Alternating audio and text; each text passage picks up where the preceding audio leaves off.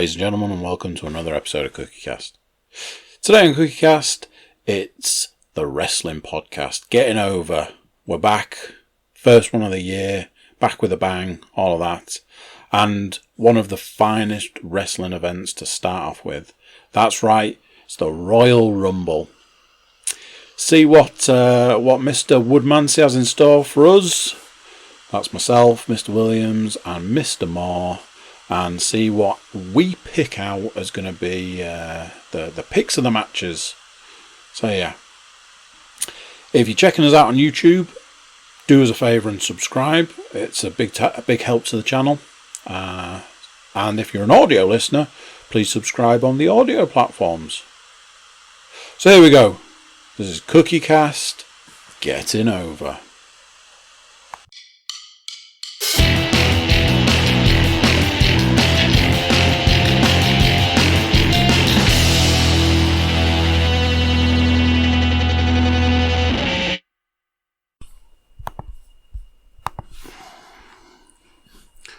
Do it, Stu. Hello. Welcome along, everybody. If we're all here, if you're watching along on YouTube, but if you're listening along, welcome to Getting Over. And this is the Royal Rumble 2021 predictions. Everybody's here as usual. We've got Mr. Matthew Moore. Hello. Hello. And we've got Mr. Andy Cook. Hello. And last and certainly least, Mr. Paul Williams. You're too kind, Stuart. You're too kind. Well, you think there was something wrong with me if I didn't fire a couple of shots early, surely. So, anyway, swiftly moving on. Before we get started with our usual predictions championship business, we can't really let this one go without just saying happy anniversary, I guess. This, believe it or not, will be the start of our third year of Getting Over. This is the third Rumble that we've covered. So yeah, just a big thank you to Andy for having us on CookieCast. And absolutely. Thank you to everybody who listens and views along. So if you are doing that for the first time, as Andy will no doubt tell you as well, click on subscribe. Do it. It's somewhere. Go watch all the others as well. Go and watch all the others as well. Yeah. See how good we are. Prediction like. You've got just about enough time to watch all of the. You definitely don't. You need to start, and just before the Rumble starts. So, shall we then? Seeing as Mr. Cook has got some hardware over that shoulder, get into the predictions championship business. So, we were here last time for TLC. The one to pay-per-view to finish off the year. Andy had retained the title last time out on a controversial tie-break after a slight bit of confusion around my crap question. But what was going to happen this time around? Well, we also had some guest predictions from Jack, so again, shout out to Jack for putting up a valiant effort once again.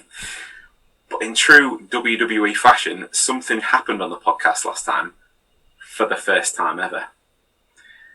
I'm not talking about Paul retaining last place because that happens quite often. If it's not him, it's me, let's be fair. But I'll get right to it. Congratulations go to Mr. Andy Cook for not only retaining that predictions championship, but for completing the first ever perfect card. What?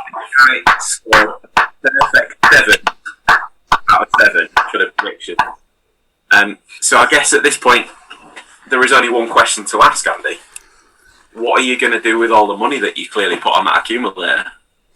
I'm going to have a plaque created, Stuart. It's going to have 4 letters. Those are the G, the O, the A, and I'm pretty sure we can always guess what the other one is.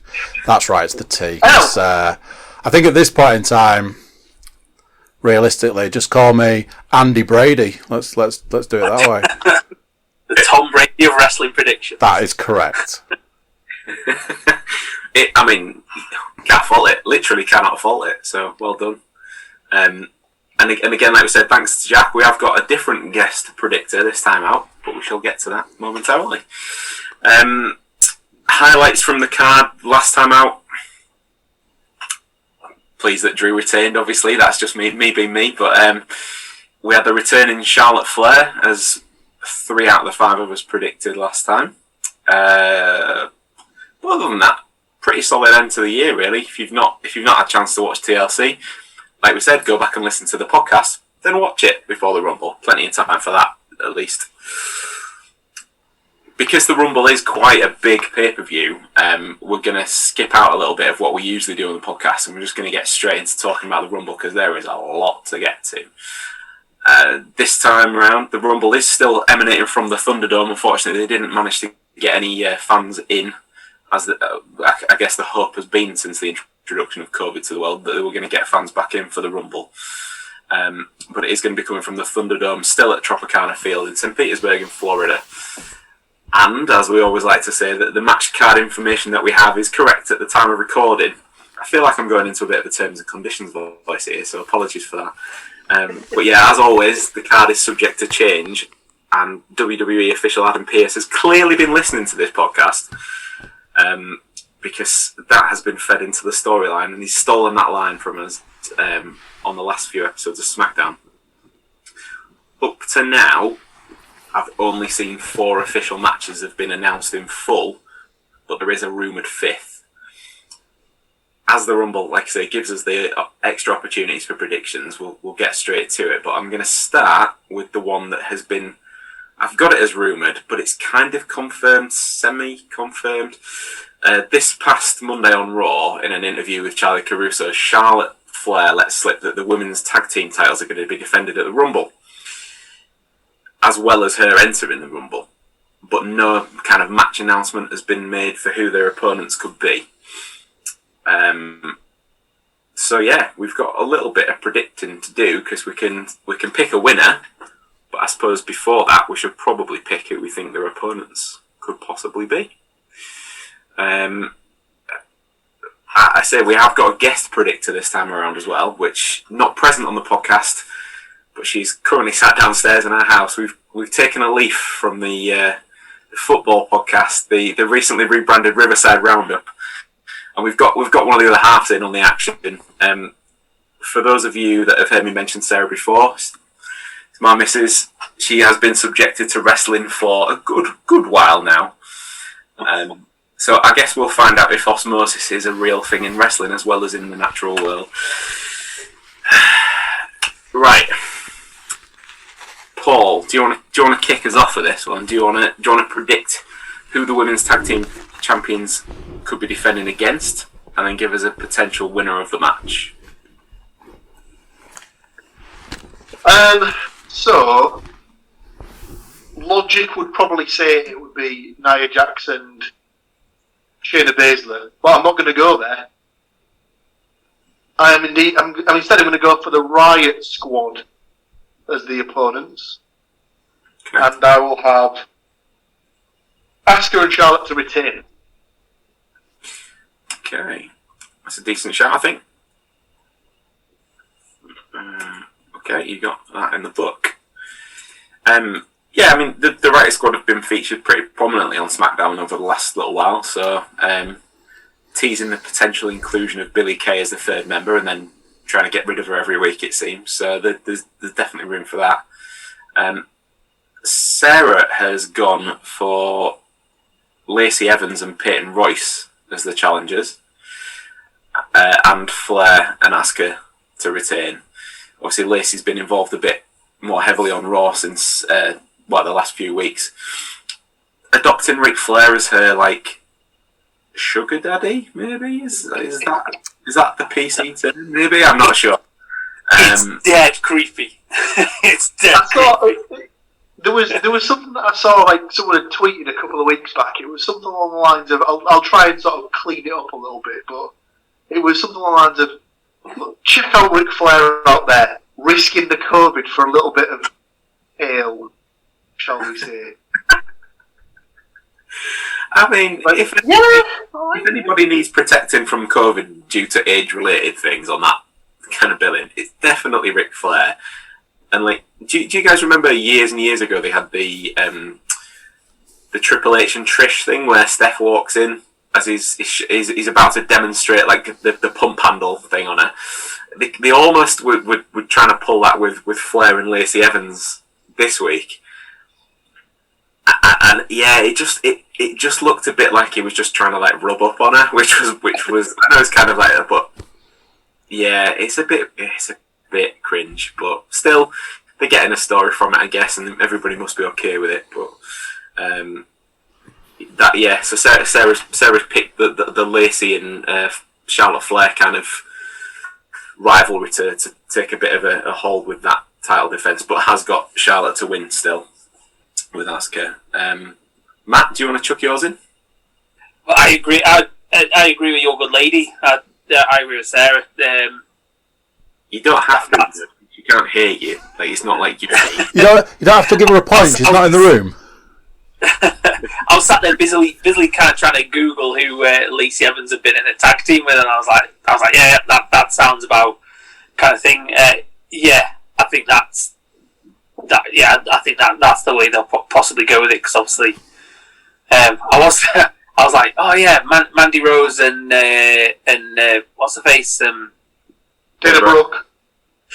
Yeah, and then I was like, oh yeah, Nia Jax absolutely fucked her again. So we won't. She might not make it. So apparently she's okay. I was reading a little bit today. Apparently it was a safe bump. Apparently, it just looked a bit quick, is what and apparently she's okay. It was rough. It was a rough bump. If you don't know what we're talking about, Nia Jax decided to adopt a choke slam as a move this week onto Dana Brooke, and it was high, like on her neck, very high. But yeah. Okay, so are you going with the same winner as well? Are you having Charlotte and Asuka to retain? Yeah, because I think they're probably building to them at WrestleMania, so I think they'll keep them together as a tag team for now, but then the rest of them I thought will come in later. But yeah, I think they'll keep them together and obviously kind of build to WrestleMania that way. Okay, Andy? So, Nia Jax, Shayna Baszler, and ooh, they're also going to win. Cool. Alright, okay. Thoughts on them winning? Just mix things up a bit, change things around, get a bit of movement in the women's area. I think. Wait, did I just say women's area? It's a bit of a funny one, really, because like they brought the tag belts in, to, in the build up to like part of the old Evolution business and what have you, and they just seem to have like absolutely let it slide. They've got all these tag teams. They had the Iconics, and then they split them up, and then put Peyton back with somebody else. Rather than making her a singles. It's sort of a bit mishmashy, if that's a real thing. Well, they've done that with Mandy Rose as well. Obviously, split her up from Sonya Deville and then put her with Dana Brooks. And it's just like, well, what are you doing here? Are you trying to get more singles wrestlers? But then you thought, oh shit, we better do something with the tag titles. And it just seems to, and then from that, it's gone from being Bayley holding the women's title and the tag titles to now Asuka holding the women's title and the tag titles as well. And you're like, you're not devoid of talent. That's the most annoying thing. It's absolutely stacked with talent in the women's division in a non-sexist way. I realise, oh yeah, talent poor. It's meant as in wrestling talent, people who can do good wrestling matches. It's not 15, 20 years ago, or even more recent than that, when you're watching a women's match, you're like, that's not good, kind of thing. They wrestle good matches, and they've got good female wrestlers throughout the company that can do really good, that can make really good matches. and it's just wasted on a small group of people that they want to keep in the rotation, which just seems bizarre to me. I'm going to drop in with mine. I also think that Lacey and Peyton will probably be the people they defend against, but I have a feeling they're going to make it a triple threat and also make it Nia and Shayna as well. So, for fairness and transparency, I am picking both teams, but if they only defend against one, I'm not going to take a point. It has to be two for me, because otherwise it's not fair on you guys. The reason behind that is I think that they need the Charlotte and Lacey thing to continue, but they can also then wangle into that the fact that Flair could be around, possibly, if not, but also still end up costing Charlotte the titles without then having the titles go on to Lacey Evans. I just don't think they'll give her that. So I'm saying it's going to be a triple threat, and I'm going to say that Nia and Shayna will win. So I kind of agree with Andy, kind of agree with Sarah and Matt. Absolutely don't agree with Paul. So again, that sort of obviously needs to still be confirmed as yet, but it was kind of let slip there will be defence, so hopefully we'll all get some points out of that. So moving on, we've got a universal title match coming up this weekend. It is the reigning, defending head of the table, Mr. Roman Reigns, against the guy who just will not go away at the moment for him, Kevin Owens. This match was a bit of a weird one because we'd all been sort of back and forth on the text about this as well. It started life as a title defence against Adam Pearce. Roman Reigns has been kind of trying to punish Adam Pearce for not bowing to his every demand. And there was this gauntlet match on SmackDown whereby it got to the last entrant, and he basically forced Adam Pearce into the being the last entrant, wiped out. I think it was Shinsuke, wasn't it? And then laid Adam Pearce over him whilst the referee counted. So it was like Roman Reigns was going to get his revenge by having this easy title defense and also getting to give him a bit of a kick in. And this is what I was alluding to earlier on, because during the contract signing, Adam Pearce used the card subject to change line after feigning an old injury, and then Kevin Owens come out and signed the contract for a last man standing match at the Rumble.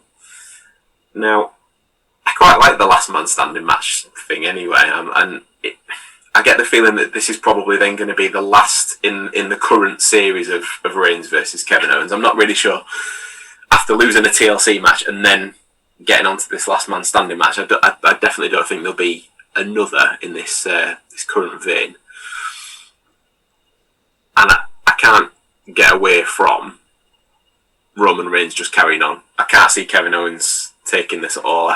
This is probably going to be, to me, this felt, when I was putting this together, it felt like the match we will talk about for the least amount of time, because everybody will agree. And then I said to Sarah, so who are you picking for this match? She went, Kevin Owens. Hey! She's playing for points, isn't she? She's playing for points. Well, she's clearly listened to us mention that before. But yeah, so I'm going straight in for Roman. She's gone straight in for Kevin. Andy? Yeah, I'm with you, my friend there. I am not playing for points on this one. I'm playing for, it's Roman. Look it up. Paul? Doesn't make any sense to take the title off in this point. They don't want to make him look weak any time, so why make him look weak? I'm not to say that losing against Kevin Owens is a bad thing, but obviously in Vince McMahon's eyes it's something that can never ever happen. So. Matt? Yeah, same for me as well, yeah. Roman Reigns to win. See, picking Roman Reigns in a title match feels like us playing for points. I feel almost like Sarah's at a disadvantage. Obviously, I could watch this back in a week's time and think, miss it. Well, but I guess we'll find out. We'll find out the weekend. So yeah, there is another main title match on the card, and this one will probably take us a little longer to discuss, I would suggest. We've got Drew McIntyre, current WWE champion, defending against one of the current roster. No, absolutely not one of the current roster members. Out of nowhere, the first Monday Night Raw of the year, Legends Night. So of course, who turns up like a bad penny at every single thing? Here he comes, Bill Goldberg.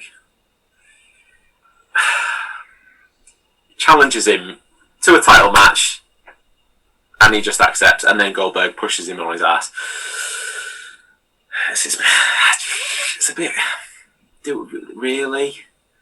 I mean, I don't think the build was particularly helped by the fact that, unfortunately, Drew then tested positive for COVID a couple of weeks ago. He has returned to action this past week, so they did kind of get a week out of it, but they've also then had to rely heavily on Mr. Money in the Bank, The Miz, to kind of help with the build. So, like, obviously that's kind of in the mix as well. It's one of them also as well. If you did watch TLC, you might be thinking, well, The Miz cashed in his Money in the Bank and was involved in the TLC match with AJ. Well, that was reversed on a technicality because Morrison cashed the case in on his behalf, and the rules stipulate that the Miz has to be the one to do it. So they've given him the case back. He still has it in play. Every week, whether it's because of the COVID thing or not, they still have been teasing this is going to be the time. Firstly, who do we think is it going to be a straight up match? I've only got a winner for the match on the card, but I'm quite happy to throw in the if you think it'll cash in or not as well. During it, after it, however we want to do it. Sarah has given me her prediction for the main match of Drew versus Goldberg, and she has picked Drew, which obviously I'm quite happy about. But do you guys think it'll pan out so straightforwardly, or do you agree with her? I'll go. I think the opposite. Sadly. Okay. Do you think Goldberg's the only reason I'm saying that is because, the only reason I say that is because when they've brought him back in the past, they haven't just brought him back to have like a throwaway match and stuff like that. Obviously, they've put him in with the idea of building to a bigger program, which is obviously, you'd imagine this will be the beginning of the build to whatever the plan is for Goldberg at WrestleMania. Like it was last year when they had him beat the Fiend for the Universal title. Sit me down for a Goldberg win. Sadly, I don't want to see it, but I think that's what they're going for. Do you think there'll be any shenanigans with the case? I reckon he might be around the ringside area, but I don't think he'll actually get involved in the actual match. I reckon him just being there could like sort of be distraction enough, whatever the other class are. Mm-hmm. Okay, cool. I'll leave that off then. We'll keep with the straight up prediction. Andy? In a very Riverside Roundup kind of way, I really wish my prediction had been before Paul's, because I couldn't agree more with every word that man has just said. Literally, even down to the case. I was like, yeah, he's not going to cash it in, but it's definitely going to be around the area. And then Paul's like, so yeah, it's Goldberg for me, and I absolutely agree that it's definitely because they're going to build to something, and it's definitely going to be a WrestleMania-based thing. It's a Goldberg victory. Some case happenings, but not cashed in. Okay. Matt? I don't know. This is where you kind of like, is it... The head says Goldberg, because I know what they're like. I don't know how they've managed to box themselves into this corner of you know when he turns up and you think, oh shit, they're going to build him up like he's this absolutely kind of, irresistible force kind of thing. And you know what's coming next. Oh, Broccoli Rob's going to come trotting down the ramp, and you're like, oh, fucking hell, here comes the immovable object as well. And the pair of them are going to be thrust straight into the main event, and we're going to have to watch a shite match with two slow guys who are past it now. And it's like, but with everything that Drew's done, like, kind of pretty much carrying the title and kind of making it worthwhile and making the kind of COVID era wrestling watchable, you kind of think it seems a bit harsh for him to just then go and then you say these things as you're saying them in your head, and then you say it out loud. You're like, yeah, that's exactly what the WWE would do, because it's like, right, and you've done all this for us, but just hand it over to old Bill, because everybody fucking loves old Bill, don't they? And you just think, it's crap. But it's one of the unfortunate things, though, because like if when we talk about this, and it's like, oh, here he comes again. But to a certain extent, like, we all know they don't really give the monkeys what we think. No. What they look at is when the video of Goldberg challenging Drew has like X amount of views on YouTube within a few hours of it happening, and they're like, oh, people must really like that. And I think it's more a case of people watch it to be like, what the fuck's he doing here?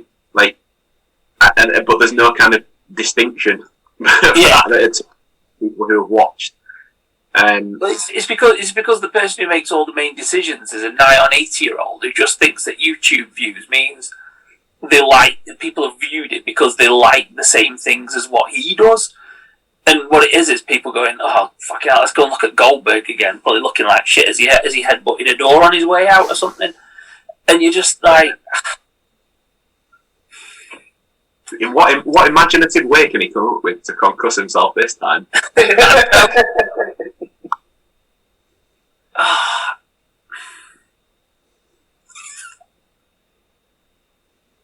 I mean, it makes great podcasting, me kind of going back and forth in the decision over it. Oh, fuck it, I'm gonna... Conflicted. The man is conflicted. I'm gonna go for a Goldberg win by disqualification, because I think the Miz is just gonna hit him with the briefcase. Okay. Something like that. Okay. I have a theory which I need to then get to later on. It's something that I'm pretty sure is something that WWE would do. So we'll get to that. But I'm not just because I'm hugely biased. I'm going for a Drew McIntyre win. I agree that with what you guys have said about Miz being around, I don't think he'll cash it in, because they've said too many times, I'm going to do it this weekend, or something's going to happen with the case this weekend for it to then actually happen for me. They've also made a big deal on commentary of referencing what Paul said about every time he's come back, every champion he's challenged, he's taken the title from him. So that it's like that thing where they're like, oh, I've been champion for 300 days, and then guess what happens next time? It's almost like the reverse of that. So I'm going for a Drew win, and not just because he's my current favourite. So that leads us to the bazillion predictions that we've now got for the Rumble matches. We'll start with the women's matches. So, just to set it out for points, these are the categories that we've got for predictions. We've got first entrance, of which I obviously need 2. We've got first out, as in eliminated, not first literally down the ramp. The longest person in the match, or the person in the match for the longest, sorry. Most eliminations, surprise entrance, of which I will be requiring 2, and the winner. Now, for this, just going back very briefly to the surprise entrance, I feel like we need some sort of stipulations in here just to make it a little bit more interesting. So firstly, I don't want anybody that's been on the Raw or SmackDown roster since the turn of the year that's maybe not been on TV since, because I think that's a bit of a cheap shot. And secondly, if you get it wrong, I'm going to deduct a point as well, just to keep it, just to mix the points up a little bit. So, for anybody that picks, if you pick Matt Hardy and Goldust, I'm just going to put you down for -2 now. Just saying. I just need to quickly pick some new picks real quick. There's quite a lot to go through. So, do you want me to go through a full person's predictions, or do you want me to do first entrance and then go around again?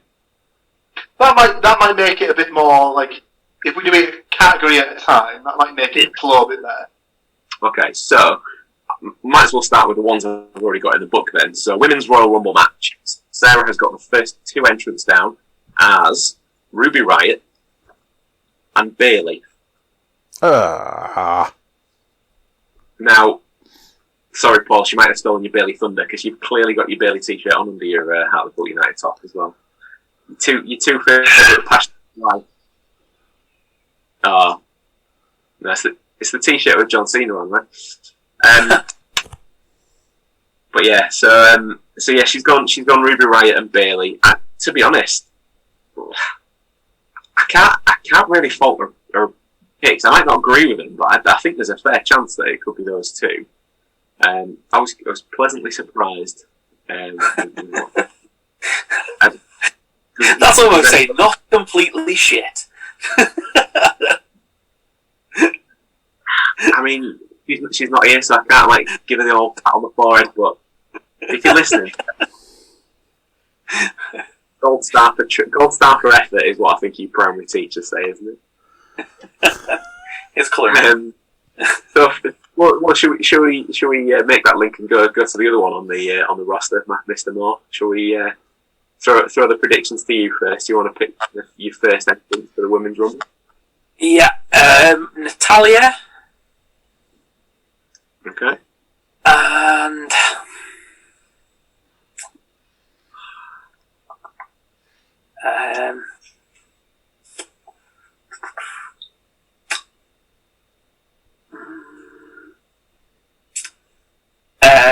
Dana Brooke, I think. Okay.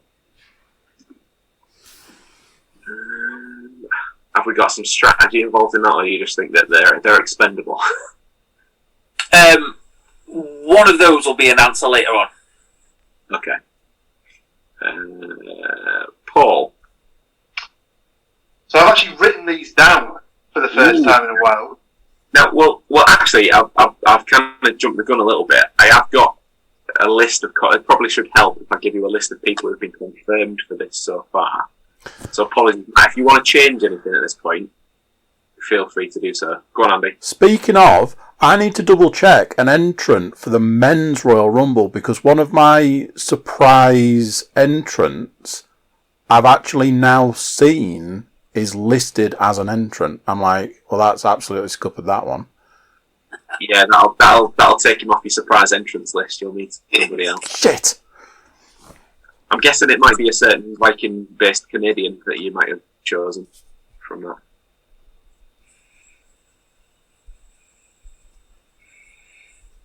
Yeah. If it's definitely him, you'll have to definitely see a little player on this day, put it that way. Right, so the list of confirmed women as of the point of recording: Shayna Baszler, Alexa Bliss, Peyton Royce, Bianca Belair, Bayley, good news for Sarah, Charlotte Flair, Matt's favourite Nia Jax, Mandy Rose, Dana Brooke, Tamina, Liv Morgan, and the other half of the Riot Squad, Ruby Riott. So they're the people who've been confirmed up to the point of recording. Good. Are you happy to keep yours as they were, Matt? Yes. Okay. So Natalia's not officially on that list. I can't see her not being in it though, personally. She's still into everything else, bless her. Well, I like Matt, hope that she also is appearing as I have her as one of my first two. So I have Charlotte and Natalia as my first two entrants. Okay. Do you want to give me yours, Andy? I've gone with Bailey and Mandy Rose.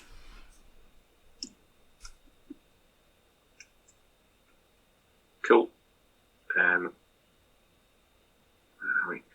I agree with two of you on that one. I think Bailey and her adversary of the last few weeks, Bianca Belair, because I get the feeling that the story that they're going to try and tell is that one of those two will be like the Iron Woman of the match. So obviously we'll come to that in a little while. It's been this constant one-upsmanship really since Belair made a statement on SmackDown. Last week on SmackDown they had an athletic competition. Have you guys seen any of this? I've seen, yeah. Yep, it's all that. So Bailey's running this obstacle course where she's got tiny little hurdles and she's got a clear shot at the basketball and she's got to do like a fireman's carry with Chad Gable. And then when it's Bianca Belair's turn, they replace Chad Gable with Otis, which, you know, about 200-pound difference in weight. Raised up, Bianca Belair still loved her. So I get the impression they're going to kind of carry on that particular story throughout the Rumble match. So that's why I'm picking Bailey and Belair. So we then bring ourselves to the first elimination. Who's going to be the first one out? Sarah has gone for Liv Morgan. Has been the first elimination. Seems. Yeah, she's definitely not going to win. Probably early in, I would have thought. So I don't think that's the worst shot in the world either. Matt, do you want to give me yours? Yeah, Lorna. Okay. Again, reasonable shout. Paul? Probably thrown out on top of her head by Nia Jax. Into the third row. Through a telly. Yeah, but if her feet don't touch... Speared. She's not out of the match. She's not out of the match. She's dead, but she's not out of the match. I mean, if we're going to go down that route, technically Curtis Axel's still not been eliminated from about 5 years ago, so, you know, it's just I've gone for Peyton Royce to be the first eliminated. Okay. I, unfortunately, will chuck mine. I'm just going to jump the queue a little bit there, Andy, mainly because I also have Peyton Royce as my first one out, so me and Paul are in agreement there. Who have you got as taking a dive first off? Tamina.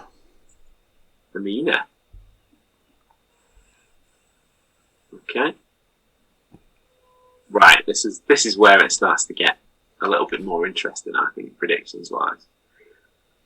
So, the person who will spend the longest amount of time in the match, this could literally be anything. This could be anything from 6 or 7 minutes, really, depending on the speed of eliminations, all the way through to like the full length of the match. So this to me is kind of probably the most difficult one to get, and it doesn't necessarily mean that it's going to correlate with the most eliminations either. So you could pick the same for the next prediction after this, or you could make them both entirely different. So on that vein, Sarah, going with Bailey as one of her first entrants, has also picked Bailey to spend the most amount of time in the match. There's a big grin on Andy's face there. Has she stood on some toes there? Toes are a little stinging right now, I'm afraid. Okay, well, I'll pop that one straight in for you then. So please do, sir. Please do. You know that, right? If Sarah gets any of these right, she'll be made up. She'll be even more made up with the fact that somebody agreed with what she said as well, because she was a bit worried, I think. I think in future, Stu, if we can start going with current reigning champion agrees, if that's something we can start to bring in, that'd be great. I don't want to keep flashing but titles are titles at the end of the day. So if we could start using the full title, that'd be amazing. Cheers. It's only taken him into the third year of podcast for him to pull rank on it. I mean that's. I let the first 2 years slide, but I think really we need to start seeing a bit of separation at this point. Well, do you know what? Maybe we should introduce that as Champions Advantage, or but will it be an advantage? Champions Handicap, really. I'm a handicap all to myself, so. So we've got two predictions down for the longest amount of time in the match down with Bailey already. Let's make that 3. I'm really sorry, but I also agree with that. But again, we'll get to that in a second. Matt, do you want to go next? I think I'm just going to go Natalia. I think there's that kind of every year she's kind of giving that kind of Iron Woman, I'm training for it, all that kind of thing. So I've been kind of suckered in by all the kind of social media promo stuff. Okie dokie. Natalia is down for you as the having spent the longest amount of time in. And Paul, to round that one out. I've gone with Charlotte to be the Iron Woman. Okay. I mean, let's be fair. She might not win, and I hope she doesn't, on the basis that you don't want it back to back. But they're going to have to find some glorious statistic to give her, being as that she is the anointed one, aren't they? So that is a very fair show. So most eliminations. This again, Andy. You've just called it. You need to throw yours in first before we go any further. Who are you having down for the most eliminations? Most eliminations for me is Charlotte. Okay. You'll be pleased to know Sarah hasn't picked the same as you on this one, but she has picked the same as me. We have both gone for Bianca Belair, and this for me feeds back to the one-upsmanship. It'll be Bailey will have spent the longest time in the match. Bianca Belair will have the most eliminations to kind of cancel each other out and keep that burning. So that's why I've gone with it. Pretty sure Sarah's was a bit more. I'll just pick a name. It works. She's the one she's got. So if it comes off, brill. Matt.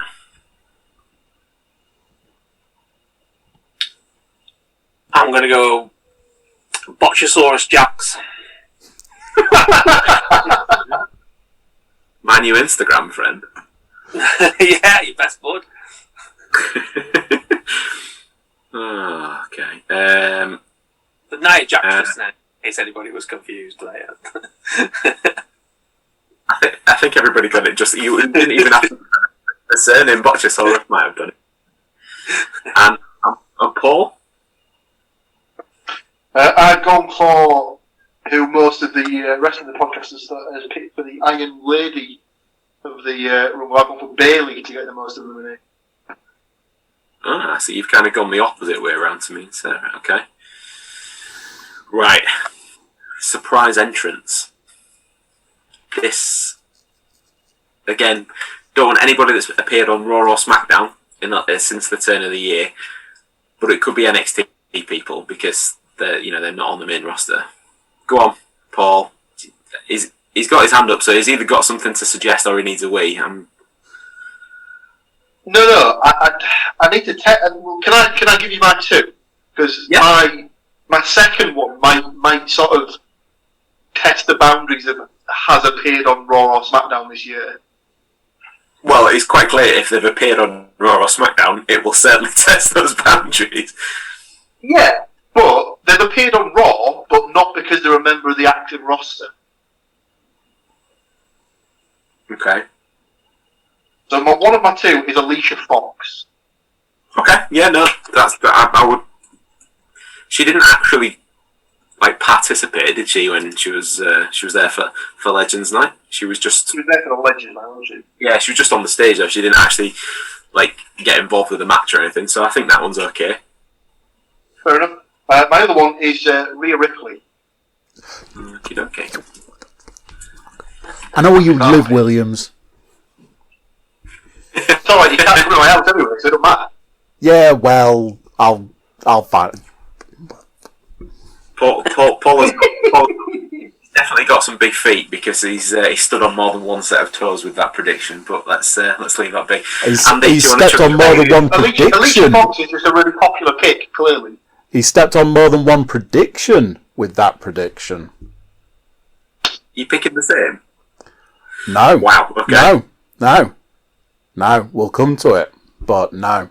He stepped on more than one prediction with one of his predictions. So who are your surprise entrants then? So I need to do. I've got a list of names, and now I've seen a thing where I'm one of my male surprise entrants. I think is actually a listed participant. So I don't think I can have them anymore. The champions rattle.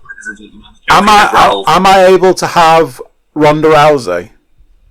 You absolutely are. So if you can put me down for Ronda Rousey, please.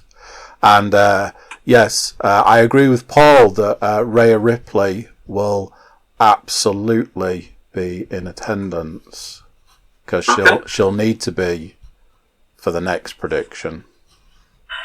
Spoiler.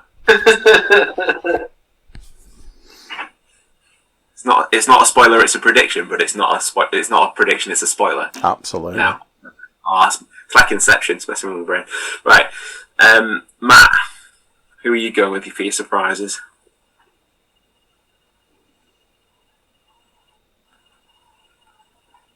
I'm going to go. Is it Johnny Morrison's missus? Hiya Valkyrie.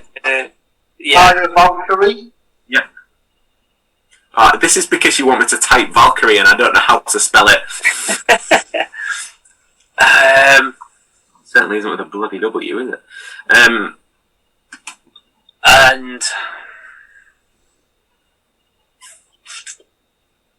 don't know. It's whether you buy into the kind of like also what you read on the dirt sheets and stuff like that. That's one of the ones I've got in my head. Or whether you play it safe with an NXT one.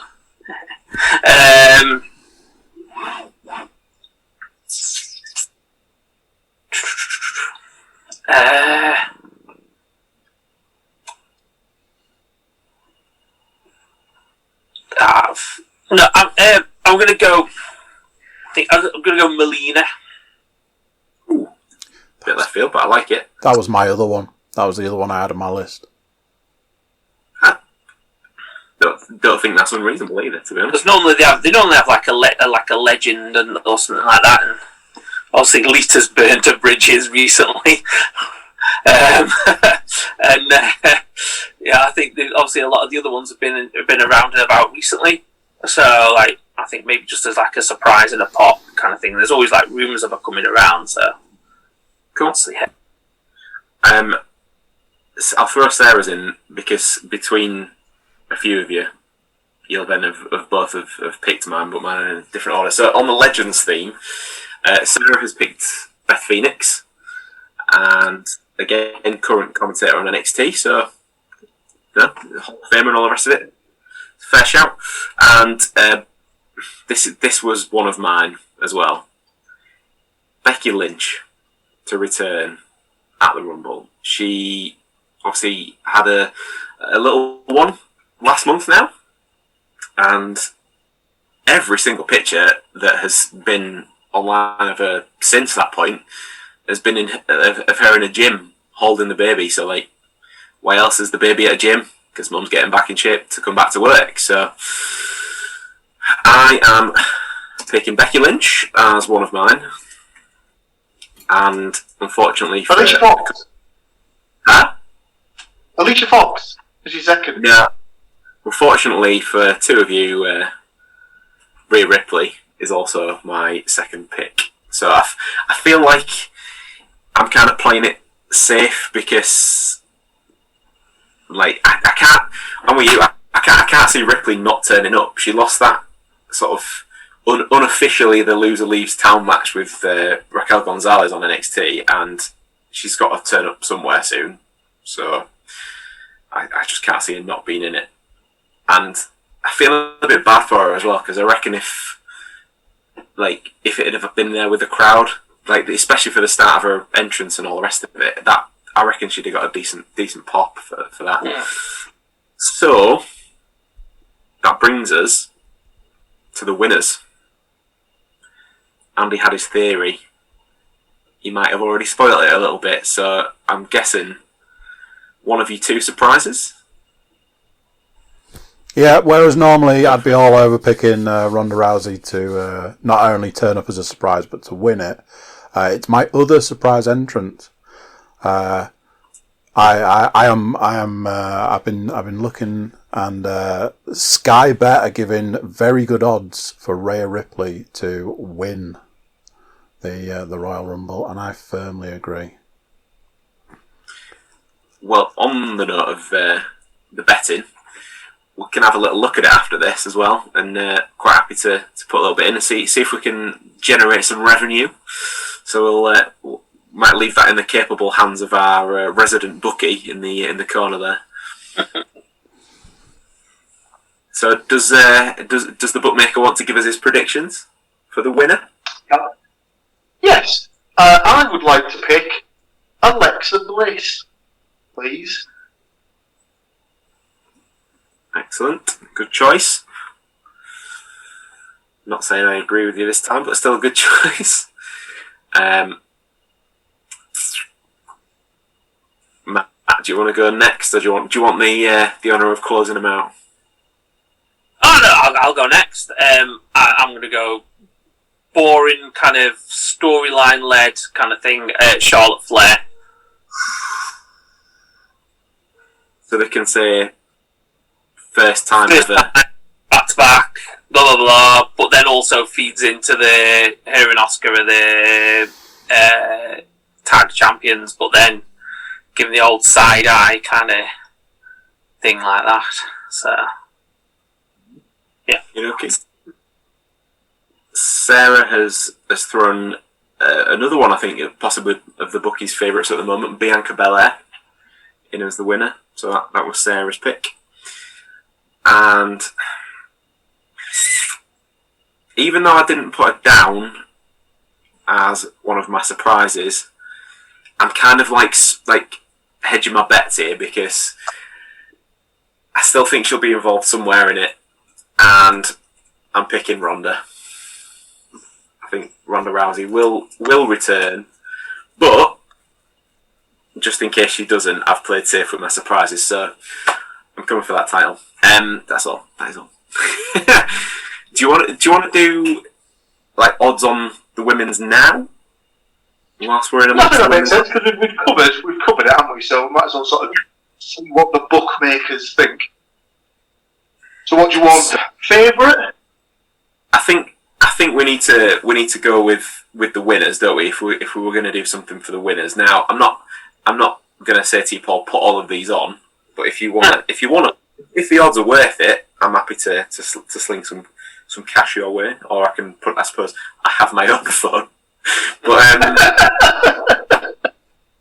so the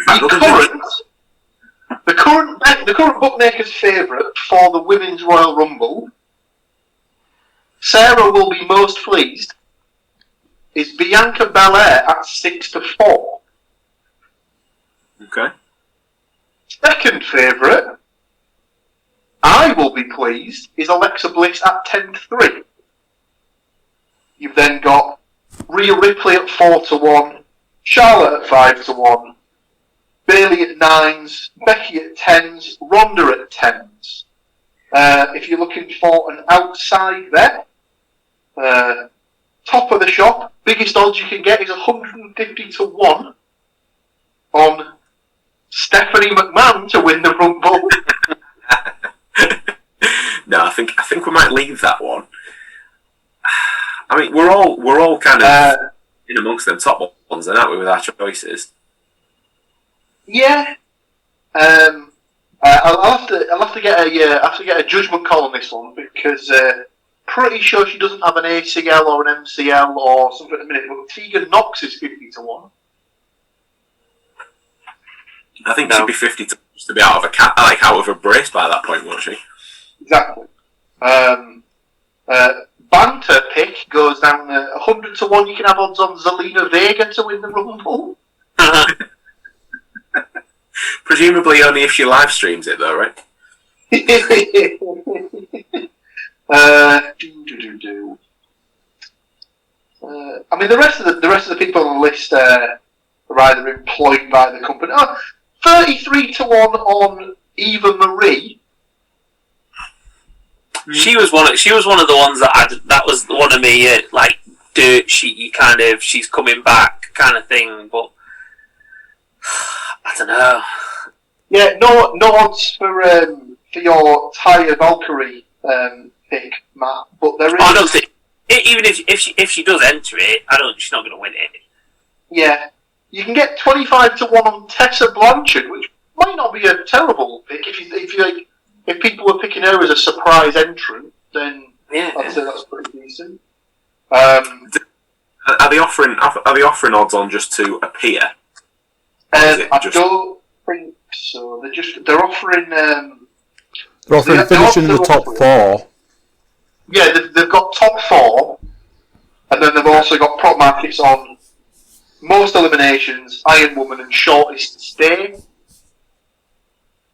So the Iron Woman favourites is Bianca Belair's 9-2, Charlotte is 11-2, Bayley 6-1. Those are your favourites for the Iron Woman. Mm-hmm. Most eliminations, the favourites are Bianca Belair, Charlotte Flair, and Rhea Ripley are all 5s. And then Matt's favourite, Nia's 6-1. Shortest stay odds. I had to properly search for this one because it's not in the right order. 3-1 best shot. Poor old Billy Kay. You've got to be joking me. If you don't fancy that, you can get 9-1 on Chelsea Green to be in there the shortest amount of time, which I think would be a bit harsh. Don't you have to be able to move your arms and stuff for that? Generally, yeah, that'd be nice. 10-1 on Lana, which is tempting. That one will be. Because she's the sort of person you could see coming in and then just getting clothesline straight back over the top again. Yeah. So that's not one. That was not too bad. Nice one. I was doing a bushwhacker as it's known, but that sounds terrible. It's in the women's rumble. Well. So final 4 odds kind of reflect the winners, really, the favourites for the win. So you've got Bianca Belair's 16-1 on to be in the final 4. Alexa Bliss 4-5. Rhea Ripley 5-4. Charlotte 4-7. Alexa, stop. Bayley's 1-4. Lacey Evans in a 5-1 shot to be in the final 4. That's not a terrible bet. Not a chance. Absolutely not a chance. Becky, Natalia? What's that, sorry? Got Becky Lynch's. Do you say Becky Lynch is 5-1 to be in the last 4? Yes. Yeah, that's not terrible. Yeah. There you go. That's all the bets that you can put. Apart from brand of winner, Raw 6-5, SmackDown 5-4, any other 7-2. See now, so if you fancy Rhea to win, then that's your best bet. So we've done it once. You know the drill. Got the men's one now. So we've gone with exactly the same categories. So there is again a bit to get through. So we'll try and whip through these. And straight off the bat, for the first entrance into the men's Royal Rumble, Sarah has gone with Sami Zayn and Cesaro. So So that's where she is gone. Right. Andy, do you want to give us a couple? Daniel Bryan and The Miz. Good shout. History. I like it. Paul?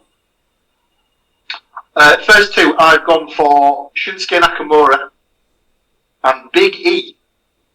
I nearly went Big E. Is that because you want him to be first out? Are you saving him for that pick, Andy? Yeah, get Poor him old Big E. straight out. There was obviously I've picked an appropriate T-shirt for this for those that are watching along on YouTube, but there had been a discussion about at some point me wearing my New Day shirt just for you, Andy. I know where you live as well, Stu. Obviously, I can't travel there, legitimately. And you, I should be careful really, because obviously you sort the video out, so I suppose you could edit anything onto my T-shirt afterwards if you really wanted to.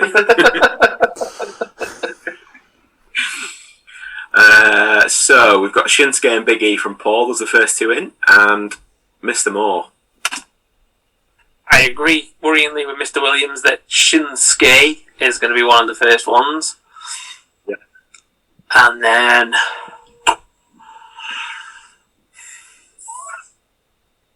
just trying to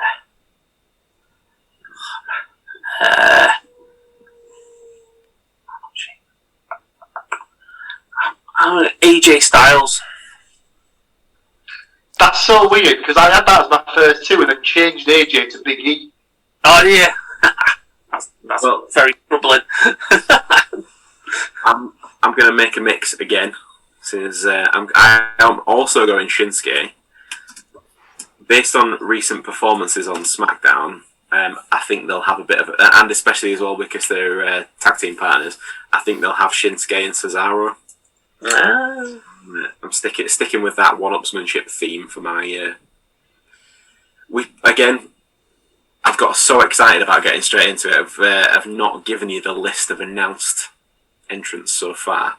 So again, at time of recording, we have Jeff Hardy, Jey Uso, Cesaro, The Miz, Otis, Bobby Lashley, Randy Orton, AJ Styles, Daniel Bryan, Sami Zayn, Shinsuke Nakamura, Mustafa Ali, John Morrison, Sheamus, Big E, Edge, and Dolph Ziggler. They were the ones I'd seen as been announced officially on the website up to the point. Which one of those was the one that scuppered you, Andy, or do you want to leave that for a little? It was Edge. I had Edge down as a surprise entrant, but then when I looked at a list of confirmed, he was the last name on the list. I was like, "You son of a beep!" Yeah.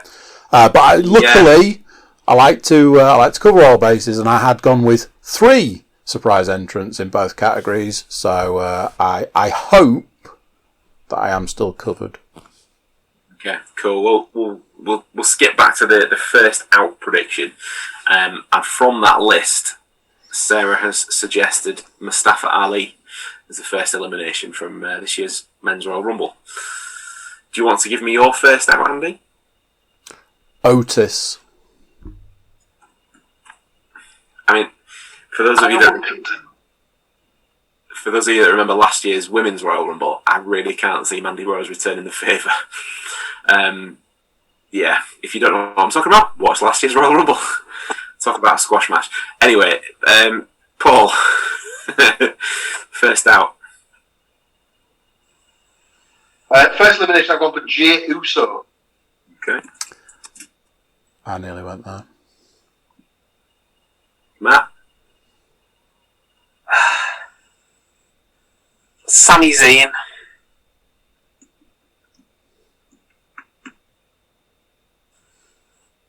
Okay. I have no idea who will be first out. I just picked a name out of my head. I was like... The only thing I can think of for this is it'll very much depend on if the Men's Rumble is the main event, if it's first. I mean, since the conception of the men's and the women's, I think they've flip-flopped it. So it could be if I still felt like they had any kind of emphasis on the women's division, I'd say it's the women's turn to go last. I just don't think they'll do it. I think the men's rumble will be last. But if it's not, if there is going to be some case-based shenanigans at some point, I could see the Miz getting eliminated early from the rumble and then still having a decent night. So again, just to kind of cover my earlier sort of, I'm going to go for the Miz. Why not? Let's have the Miz as first out. I mean, John Morrison could be the first over the top rope, but his feet are probably going to then bounce off 3 or 4 other things that aren't the floor, and he'll do some kind of parkour routine around all of the Thunderdome screens. But he might be the first over, but he won't be the first eliminated. So, the longest amount of time spent in the match, Sarah's gone in with Jeff Hardy.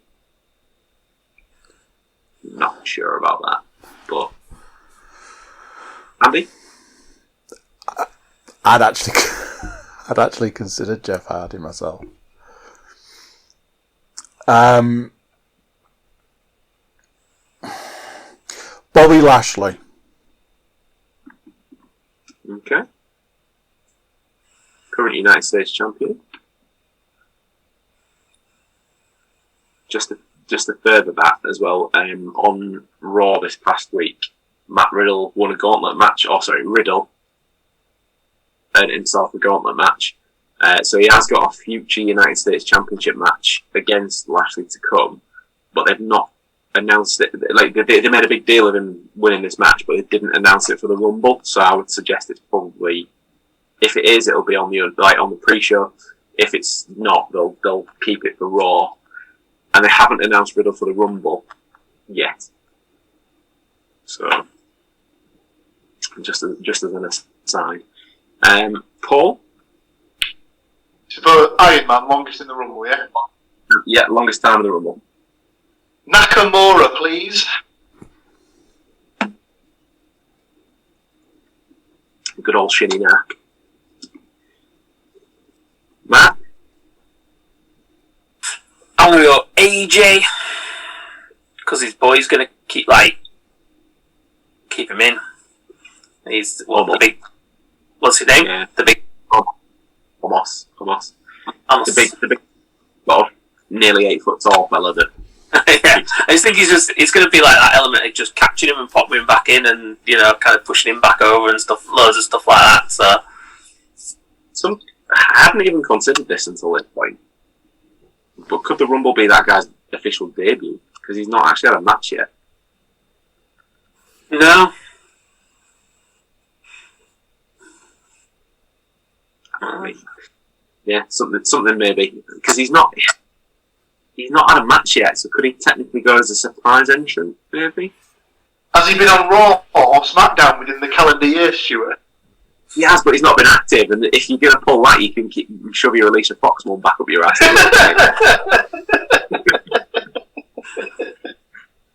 Anyway, longest in the match, I'm going with Cesaro. Go pull some kind of, he was the first ever Andre the Giant winner, and I'll look at all of his experience kind of line out of. So yes, that's what I'm going with. Don't hit that pick. I think that's a shrewdy, that one. That could be the sleeper pick of the prediction. I had him or AJ. They were my two kind of. But both him and Shinsuke are decent shouts for that for me. Like, it would, purely for the fact that they've been putting in the works, especially since the turn of the year. They've been featured quite heavily on SmackDown. SmackDown seems to be doing a great job of pushing their mid-card guys now, so that they're actually developing fresh people that could, you quite happily see any of them go against Roman Reigns. So I'd be alright with that. Like, I don't think he'll win, but I wouldn't mind seeing a Cesaro-Roman Reigns match at some point, because I think they'd do a hell of a job together. So most eliminations. I've kind of kept the predictions in the same order this time. So Sarah's gone with a reasonable shout for this one. There was no element of surprise in my voice if you listen to this. And she's picked the big Irishman, Sheamus. Sheamus. When I said big Irishman, she didn't go for a podcast favourite, Rick. But, yeah. Andy, most eliminations from you, sir? Randall Keith for me, sir. I don't know why, because I could just put him in the book as Randy Orton, but whenever you say it in that way, I always put Randall Keith in as the... So, yeah. Does he? Do we know yet whether he's got to wear his pants on his face? He didn't wear his pants. He wasn't wearing his pants on Raw this week. He'd remembered to bring his kit, so he didn't have to dip into the box of spares. I've got to say that mask is hands down one of the worst things I've ever seen. It's one of the worst things they've ever done. It was atrocious. So for those of you that haven't obviously because we skip past a lot because of the amount we've got to get through, but the storyline is continued with the Fiend. Randy Orton won the Inferno match at TLC, and they've carried on the story with Alexa Bliss, who shot Randy Orton in the face with a fireball, and Randy then returns to programming the week after, wearing what they describe as a Burns mask and what the rest of the world would describe as grubby tighty-whities on his face. I'm not sure they shot it in the dark for effect, or if it was just so you couldn't see all of the skids on the back of the mask, but it was pretty grim. It was a horrible looking thing. Yeah, Andy's got an accurate representation for the YouTube viewers on screen right now. I mean, it was as disturbing as that photograph looks. Awful.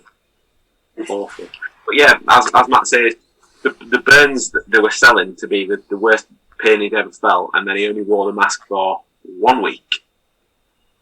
Although he did have some very questionable fake tan still going on this week.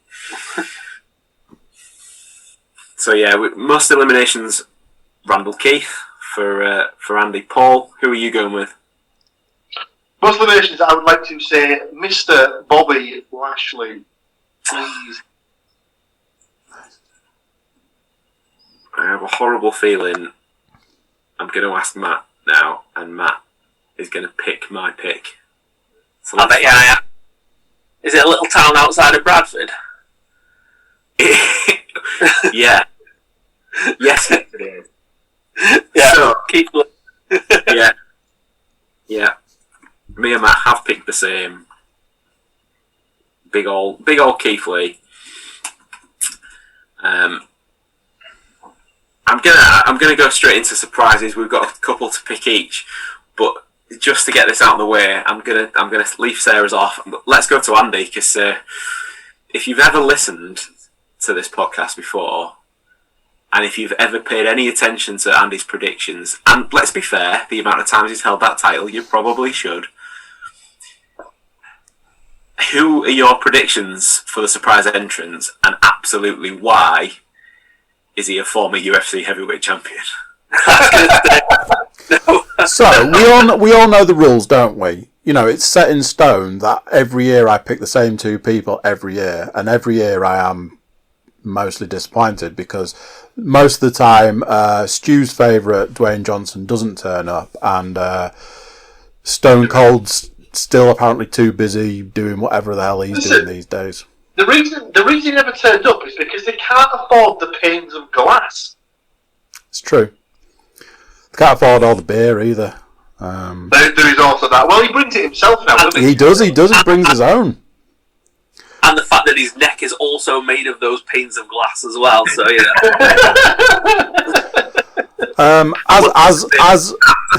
as is always the case, again in true Riverside Roundup fashion, I'll tell you who I think it is, and then you tell me if they're a valid option. Okay. My second to last surprise entrant is Seth Rollins. Hasn't been on TV since the Survivor Series, so valid pick. And also, I think a shoe-in, so I think you guaranteed a point on that one. And you have already correctly guessed my other former UFC Bork Laser. Broccoli Rob is absolutely coming. I don't know if you can. I don't know if you can tell from the lack of tapping noise if that the microphone was picking it up, but that was already in the book before.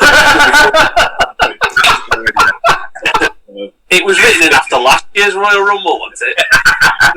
In fact, actually, can I copy this for next year's now? Just It's the age-old chiselled in stone. I was going to say, my surprise entrance, the only one that's carved in marble at this point in time. So I just put I just changed the year on it each time. So, Paul. Andy has he's flipped it and he's done me out of one of my surprise entrants. That's how it goes. Seth Rollins.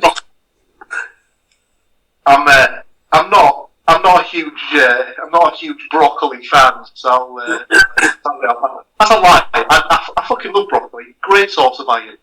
Anyway, back to the actual prediction. My other men's surprise entrant is Damian Priest. Damian Priest, okay. I think those are two good picks. I hadn't even thought about him, but now you've mentioned it. Yeah. Very similar positioning to Rhea Ripley, I guess. That was my thought. Like, so when we discussed doing the podcast a couple of weeks ago, they were basically my first two picks that I was thinking would be surprise entrants, obviously for the same reasons. They both lost in high-profile matches on NXT and been kept off since that point, so you kind of forget about them. But, yeah, well, it works because I'd forgotten until you mentioned him just then. So, Matt, who are you going with?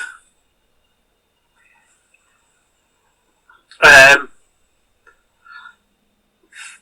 think he's already been in, hasn't he? I thought about this just, and I thought, no, fuck, I'm just saying it just to be kind of thing. Pat McAfee. Yep. I just think, again, yeah, just as a kind of like, you know, and then I don't know,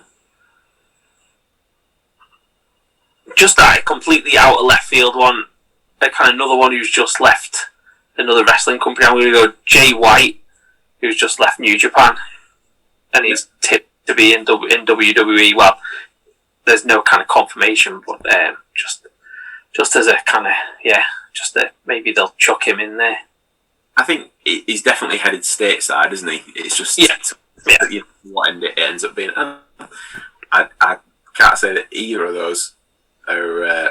It's a big, like, if they have signed him and they chuck him straight into the Royal Rumble, it's a big FU to AEW, dick out on the table. Look, we're still the big boys round here, kind of thing. If that kind of thing, and I think it's the kind of thing that they would do as well, because most people would go, yeah, Jay White is an AEW wrestler, and he might be on the Royal Rumble, do some cool shit, and then just be sent to NXT, which would be the perfect place for him, because he's probably a similar size to Adam Cole, so it'll work well around there. But I think they'll, you know, if they do debut him in the Royal Rumble, it's a proper kind of like, just remember where you stand, boys, kind of thing, you know. And as well, like you say, if they do send him to NXT, like, if they then actually bear reference to that within his introduction, there'll be a few people that will watch the Rumble and go, "Oh, cool! Right, I'll watch NXT then." Like, it'll maybe get a few more in that way. So yeah, that's more than feasible, I think. My surprises. One of them is not a surprise in the sense of two of you have already picked it, and I'm absolutely playing for points and picking Seth Rollins. It does obviously bear the question if I've picked Becky for the women's and Seth for the men's, who's babysitting, but that's for them to sort out. And my other pick, in a basket somewhere, it's fine. Buried. My other pick is 16-time world champion, not Ric Flair, one Mr. John Cena. Nice, I like it. That was on a list I saw earlier today, as well as, and I was like, I'm sorry, what? As well as Sergeant Slaughter. That is no joke. They get some of the old boys in, don't they, every now and again? Yep. So John Cena and Sergeant Slaughter were on that list. I was like, yeah, okay. I don't know if it'll be that. See, I don't know if it'll be that bothered about having like a proper big surprise. Not Silver Black. But because there's no one there, like it's the age-old debate of like, I'm amazed that no one said CM Punk. But as we've discussed in like chats and stuff, if they're ever going to bring him back, they're not going to waste it when there's no crowd there. Like So, that, it's a funny one that as well, because for him, I don't think even if right now, even if, I mean, obviously if they give him all the money in the world, they probably would. But like, I have him, as much as I like the guy, I have him down as a huge ego. So like, what benefit is it to him to come back to not garner that reaction? Because you only have to think back 12 months to the reaction that Edge got, and they managed to keep that a good secret, and it was somebody who was high up the card, or somebody who's well thought of, by the fans and all the rest of it. No disrespect to Edge, but like Punk would be that kind of level or higher of reaction, and I don't think Punk's ego would let him do it without a live crowd there. no, I'd agree with that. It would be lovely symmetry for the fact that if he ever did return, for it to be in a Rumble, as that was the event that he effectively walked out on him shortly after, because it was him dropping the title, wasn't it? And then that one was born, if I remember rightly. Fuck you, Dwayne. Sorry, did that come out? Sorry. so I mean, whatever. He's not going to listen to me, is he? He won't give a shit. He'll just be like. Anyway. He'll just be like, you see that belt that you've got over your right shoulder? Yeah, I've got the actual one of that in my house. So. Yeah, but man, that's got the real place of an actual wrestler in, not just a glorified. I'm not saying he's not a nice person. I'm just saying he's a very overrated wrestler. We've been through this 1,000 times. So just to round out the surprise category, Sarah's picks were also Mr. Juan Cena, and because of the whole Edge, then you see, Sarah had actually looked at the list, and she's like, "Oh, Edge hasn't been on TV for a while. I can't pick Edge. I'll pick Christian." So that was her second option. I considered it. Yeah, and again, I could see it happening. Is there any chance we can so this isn't for points or anything, but is there any chance we could just find a side pot of honourable mentions that might just show up, but we weren't confident enough to put them as an actual pick? Yeah, if you want, if you've got other people you think, I mean, but are they going to appear in the betting? Well, we can check that afterwards. But because what I was going to say was that there was another 3 that I was thinking. 2 were in the company, 1's outside. So, as far as I'm aware, Ciampa's never been in a Rumble. I don't think. He's always been generally he's always been injured around Rumble time. Well, yeah, there is that, I suppose. So I wouldn't be surprised if he shows up as one of the surprises. The other guy within the company was I don't know what they're doing with, other than the match they had against Dragunov when NXT UK started up again. I didn't know what they'd maybe do with potentially sending Walter over for the weekend and stuff, just to give him a bit of exposure to then get NXT UK sort of back. Sounds like a dodgy move. Hey? Sounds like a bit of a dodgy movie, Walter, for the weekend. And then the final one, the guy who's outside the company. There's been a bit of talk about Marty Scurll sort of being a free agent and stuff like that, and maybe he might be someone they might have a look at and stuff like that. But for the men's or the women? Hey? Nothing. Don't worry. I don't think Marty's going. The other two I thought was Pete Dunne, possibly, in the same kind of thought as the Walter thing, and then possibly Big Show. I might kind of come and do that. They were my other two that I thought about. Well, I thought Pete Dunne first, then I thought, oh no, Pat McAfee, because, Because I like the Pat McAfee shout. That's a good shout, that. I think my outsider that I didn't pick would have actually been a Royal Rumble stalwart in Kane, because he's obviously got the some of the records and stuff, and I think that's as one time WWE champion and all the rest of it. His career probably hasn't got the accolades that it maybe deserved, and I think that the Rumble is kind of his thing. So, plus as well, if they let him extend a couple of his records, it's in the vein of what Matt was saying about the Jay White thing. Another guy who's quite high up the Rumble records is Jericho. So if they let Kane kind of extend his a little bit past the Jericho stuff, it's another sort of two fingers as well, isn't it? So that's kind of like that'd be my other pick if we were having one.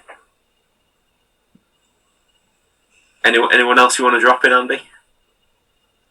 I mean, obviously, Sergeant Slaughter is going to have to be, isn't it? Obviously, what? Sorry, Sergeant Slaughter.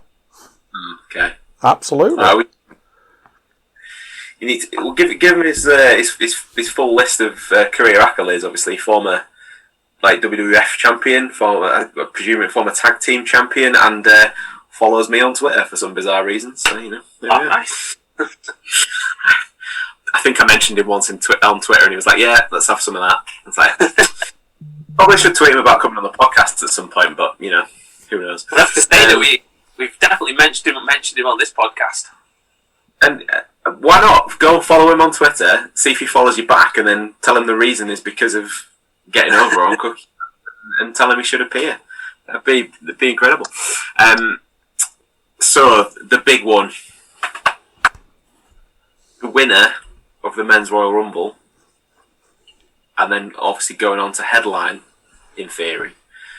They already announced to be 2-night WrestleMania at Raymond James Stadium with hopefully actual fans. Hopefully for the people who can go. I mean, if I get to be there on a screen, I'm also quite happy with that from this end, from the selfish note. Who's it going to be? Who wants to take the lead on the last predictions? I don't want to be following too much in my female prediction, but I'm absolutely going Brock Lesnar on this. Okay. So, on that note, assuming that he's then who did you pick for the other one? Did you pick Goldberg? You did. So, Lesnar Goldberg for the title to revamp that. Three-way. I suppose it breathes a little life into, and the match can obviously continue once Goldberg knocks himself out or something. So it's fine. Okay, Brock. I was thinking. Well, let's be honest. Goldberg can't when he's conquered. Yeah, I mean, I feel like it was a bit of a daft question now. I feel almost silly for even asking after you'd picked him as a surprise entrant and what we were saying at the time. But yeah, Lesnar is down in the book for Andy. So on that vein, Paul, I'm presuming you're picking Damian Priest for the winner, right? No.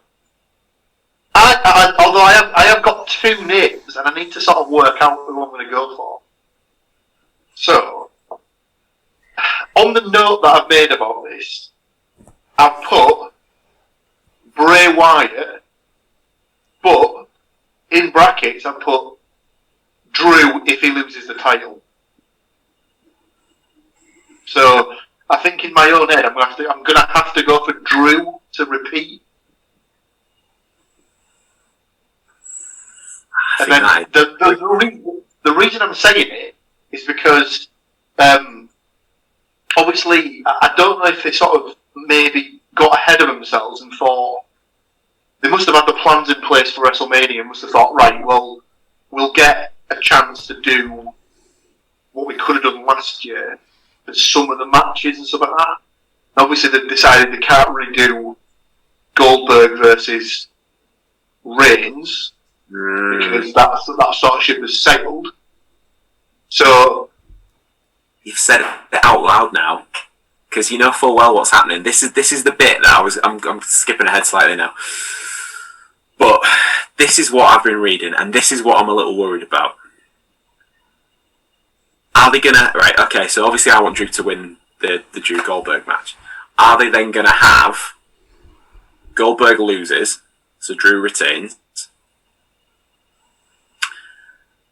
Then Goldberg goes into the Rumble,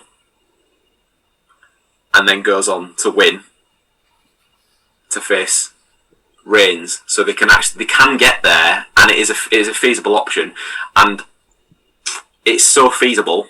I'm picking Goldberg to win the Rumble. Wow!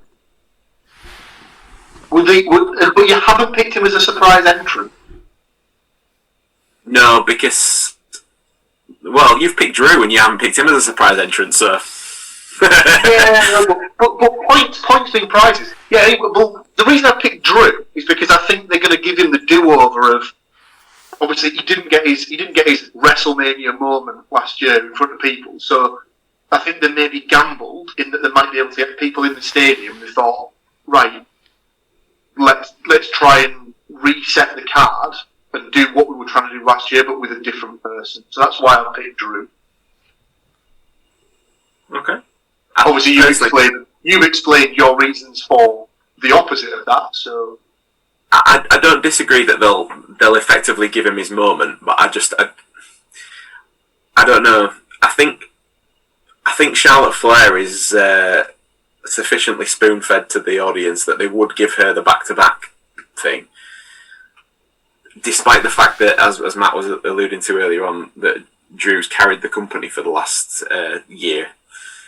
I still don't think they give it to him twice in a row. I think, like, in terms of people who correct me if I'm wrong, but I think isn't Stone Cold the only person to win it back to back? I don't think that they'd put it up there. I just don't feel like Michaels won it back to back 95, 96, and I think Hogan won it 90, 91 as well. So there has been a couple of times where it's been done back to back. Yeah. Okay. Fair. Yeah. Fair enough. I just don't think they'll give it Drew for that. But this is where we have different predictions, and clearly why you won't be holding the title next time around. So, Matt, moving on. Oh! Who have you got to win the Rumble, Matt? I've got Bradford is going to WrestleMania. Woo. Keith Lee. That is a big old prediction. Oh. That's what I was saying about a triple Goldberg. Oh, so you don't think it'll be Drew? You think it'll be Keith? Goldberg, Brock Lesnar, Keith Lee. Watch this space. Bit of. It's one of those standards from the podcast. It's not my prediction, but I'd love to see it happen. And as well, you'd be hoping to hell that Keith Lee comes out of that holding on to some hardware, because he wouldn't really give a monkey's about it. Well, obviously, apart from Andy would want Brock to win, maybe, but obviously. The only thing is, at this point in his WWE sort of tenure, does Brock ever need to touch a title ever again? Like, no. No, but then Goldberg doesn't either, or... They've been billing that, haven't they, as like it's been the one thing that's eluded him his entire career. Yeah, because he spent most of that in a different company. And then when he did come to WWE, the brand that they put him on was the World Heavyweight title, wasn't it? Because I think he did have that. I seem to remember a Triple H feud bubbling away in the back of my... So, on the vein of new people as well, and up-and-comers winning the Rumble, Sarah has picked, and I've purposely left this till the end just to see his face, the current Intercontinental Champion, Big E, to win the Rumble. is who Sarah picked. So I knew that Andy would enjoy that. You are now barred from the podcast. Yeah. Has Sarah made her predictions based on last year's predictions podcast? I mean, I know she's got a good memory, but I'm not sure that it's fully focused on. But yeah, so on those picks, let's throw it back to the bookie. Who's winning the money if we lump on?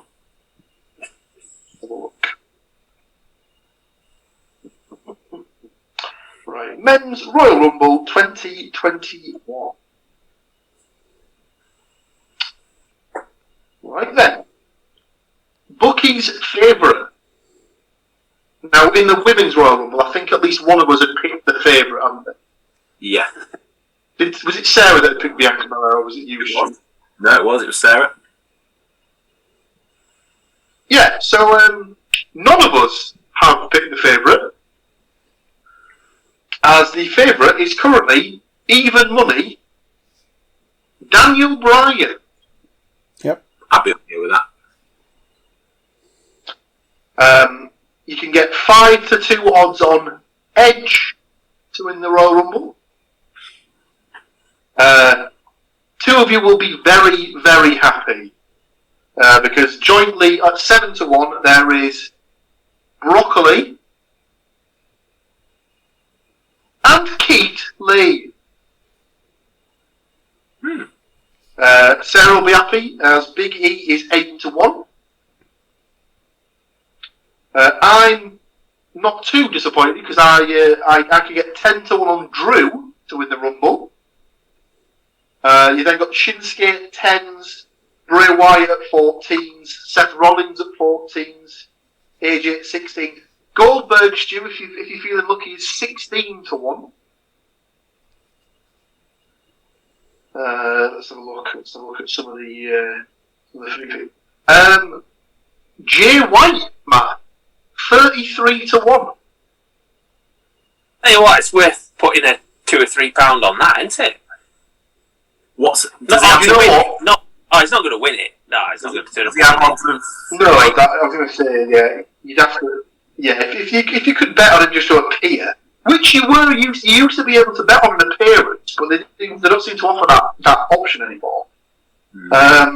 Right, here we go. Let's have a look. So, biggest odds, 250-1. Vince. Vince McMahon. I was going to say, in the same vein as Stephanie being the other one. I mean, surely the longest odds for any of the female McMahons would have been Linda, but you know. Well, I would have thought so. Or Shane's wife, or something like that. You can get 200-1 on the following 4 participants. So obviously, if you want a little bit of Simon Dean action, you can get him at 200-1 to win the Rumble. Where is that? Scotty 240, anyone? Ooh, yes. If that doesn't float your boat, how about a little Tajiri action? Nah, you're absolutely right. If you're gonna be spunking a 200-1 option, you absolutely want to be lumping your money on Mason Ryan. I mean, at least the crowd wouldn't be there to go, who's this guy again? Can't even remember his name. Some interesting picks. So Goldberg was 16-1, you say? 16-1, yeah. There don't appear to be any sort of like funny ones. Like normally you'd get a couple of funny ones. Tyson Fury 33-1. What, you mean because Mason Ryan was a serious one? Simon obviously was a serious. CM Punk 18-1. The Rock 16-1. Why are these people allowed to put these bets on? Because they put The Rock in there because people who don't watch wrestling now will be like, oh, I know that guy. He's supposed to be good, and they'll put money on it, and the bookies will make it. But also, way back, sort of. I mean, if you take their year as WrestleMania to WrestleMania, it was floated quite early on, I think, about The Rock coming back to have a match against Roman. Yeah. Well, again, that's reflected in the final four bet because he's 9-4 to be in the final four.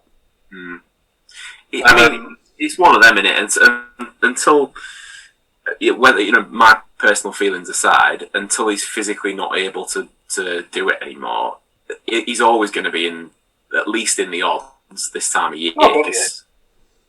You can't count him out. He's another one whereby if they bring Goldberg back, nobody gives a monkeys. If they bring The Rock back, it is actually it's a big deal. So, but the thing with The Rock is they'll be able. No one apart from Stu is that if they start to shoehorn him in at like March the 15th or whatever, no one will go, well, hang on a minute, this is bullshit here. Because they'll be like, oh, well, then they'll just have the WrestleMania match 2 weeks later, and, either, I presume that Roman Reigns will go over, kind of thing, but, that to shoehorn him into people, to get people to watch WrestleMania, that they'll pull some kind of thing like that, even if he's not in the Rumble. Plus, as well, if they do get to do it with a few fans in attendance at the Raymond James Stadium, it's not really. It's still within his home territory, isn't it? Really, as well. It's still a Florida-based event. So if they're worried about people having to travel or whatever, then he's on hand, isn't he? In theory. True. I did miss one. You can get odds of 66-1 on Grant Hull to win the Rumble. So if we move to most eliminations, the favourite to eliminate the most people is our good friend Keith at 4-1. Good. Next favourite is Braun at 6-1. Lashley 8-1. Biggie at 10s. Brock at 10s. The favourite for Iron Man is currently Braun's definitely. No one's picked Braun as a surprise entry. Not been on TV since the night after Survivor Series. Braun's definitely. Yeah, I don't know. There's something about it. There's obviously a reason why they're keeping him off TV, but I don't think it's this. If that makes sense. I don't know if you've seen anything of him recently, but in his time away, he's absolutely shredded. Like, the only thing bigger than that guy right now is going to be Vince McMahon's penis, because he's going to be like, oh, it's a big man, it must be up. Like, if he applies himself correctly, like this year, based on the shape he's in now, we'll just give him anything he wants.